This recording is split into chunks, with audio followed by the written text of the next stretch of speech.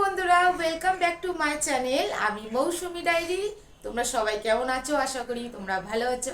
আর আমি বিন্দাস আছি, কারণ আজকে আমি একটু খুশি। কারণ কেন মানে খুশি থাকি, মানে আজকে বেশি খুশি। খুশির কারণটা হচ্ছে যে আজকে আমি সন্ধ্যাবেলায় মানে ঘুরতে চলে যাচ্ছি। তো ঘুরতে কোথায় যাচ্ছি, যে সেখানে আমি অনেক দিন যাইনি। আমাদের মানে শ্বশুর বাড়ির থেকে অনেকটা কাছে, কিন্তু আমি মানে আমার বাপের বাড়ির থেকে অনেকটা দূর, আমার শ্বশুর বাড়ির থেকে অনেক কাছে। তো আগে ঘন ঘন যাওয়া হতো, কিন্তু এখন আর যাওয়া হয় না। প্রায় 5-6 বছর এরকম হয়ে গেছে যাওয়া হয়নি। তো হট করে মন টানছিল যে একটু যাই, ঘুরে আসি। তো অনেকদিন যাওয়া হয়নি। তারপরে ভাবলাম, বোনকে বললাম, বোন চল একটুকুনি যাই। তো বোনের পরীক্ষা পড়ে গিয়েছিল বলে আর যাওয়া হয়নি, পরীক্ষা দিতে গিয়েছিল। তো আবার আজকে বললো চল দিদি যাই। তো আমিও আজকে রেডি হয়ে নিলাম যে যে না যাই, আজকে একটু ঘুরে আসি, অনেকদিন যাওয়া হয়নি।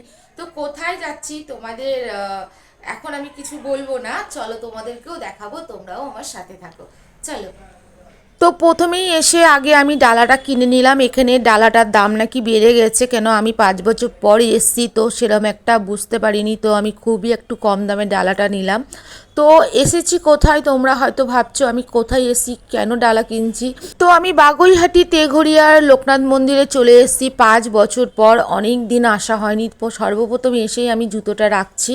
চারিদিকটা একটু আলাদা রকম হয়ে গেছে। আগে এসেছিলাম অন্য রকম, এখন অন্য রকম হয়ে গেছে। কারণ অনেকটা জায়গা ছিল, কিন্তু এখন জায়গাটা শর্ট হয়ে গেছে, যেহেতু পাশেই বিয়ে বাড়ি করেছে সেই কারণে। নাহলে এই সাইডে আমরা বসে থাকতাম, এই যে বাবার মন্দিরে।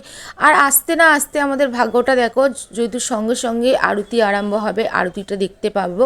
তো ভিতরে ফোন অ্যালাউ নেই, তবু আমি অনেক কষ্টে লুকিয়ে এই ভিডিওটা করেছি তোমাদের সঙ্গে শেয়ার করার জন্য। তো আরতি দেখে বাইরে বেরিয়ে এলাম। তো এখানে বাবার চরণের ফুল রাখা থাকে, তো সবাই নিচ্ছে, আমিও একটু ভাবছি নিয়ে নিই। তো আমার শ্বশুরবাড়ির থেকে অনেকটাই কাছে, কিন্তু আমার আসা হয় না, কারণ তোমাদের দাদা ভাই আমাকে নিয়ে যায় না কোনো জায়গায় ঘুরতে। তো আমি আমার বান্ধবীদের সঙ্গে, আমার বোনেদের সঙ্গেই ঘুরতে যাই। তো আজকে আমার এখানে আসা হবে এটা আমি কখনো ভাবিনি। যেহেতু সন্ধ্যাবেলায় আমার বোনই ফোন করে বলল চল দিদি যাই। অনেক দিন ধরেই কথা হচ্ছে, কিন্তু যাওয়ার হয় না। চারিদিকটা তোমাদের ঘুরিয়ে দেখাই লোকনাথ মন্দিরটা। তবু আজকে অনেকটা ভিড় কম হয়েছে। আগে যখন আসতাম প্রচণ্ড পরিমাণে ভিড় হতো, যে দাঁড়ানোর জায়গা পাওয়া যেত না।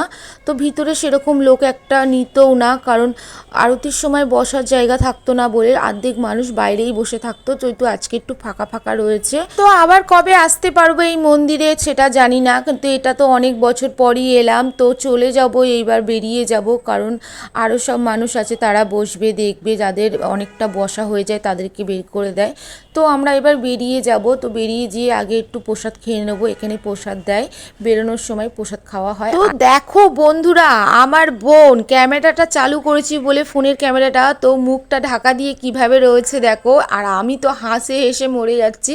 তো এমনভাবে মুখটা ঢাকা দিয়ে রয়েছে, ও লজ্জা পায়, মানে ভীষণ লজ্জা পায়, আসতে চায় না।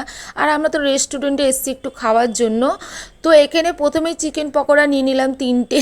আর এই দেখো, আর এইখানে আমার বোন মুখটা কিভাবে চাপা দিয়ে রয়েছে, ক্যামেরাটা অন করেছি বলে লজ্জাতে। তো এদিকে আমি খাবো না হাসবো ওকে দেখে আমি বুঝতে পারছি না, যেভাবে ও রয়েছে আমার তো ভীষণ হাসি পাচ্ছে। আর এদিকে আবার চাউমিনে অর্ডার করে নিলাম, এদিকে আমার ছেলে খাচ্ছে।